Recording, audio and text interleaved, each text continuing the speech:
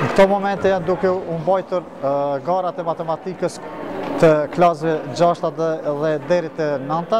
në kuadër të komunës së Gjilanit, të gjitha shkollave të komunës së Gjilanit.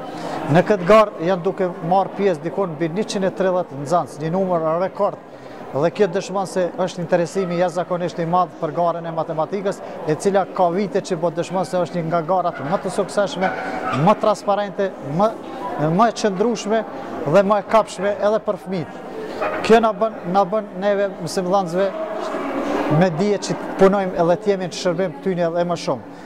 Në hapjet kësaj gare, kësaj olimpiade, ishte prezent edhe kryetari i komunës, i cili e bëri hapje zyrtare dhe premtoi se komuna do të jetë gjithmonë në krah dhe në mbështetje të këtij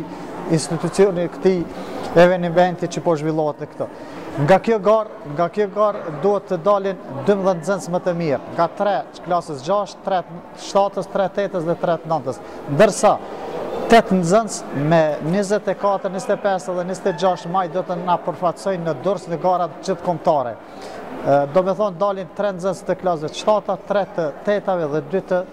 9-ave, ata do të përfaqësojnë Gjilanin në javën e 3 të muajit maj.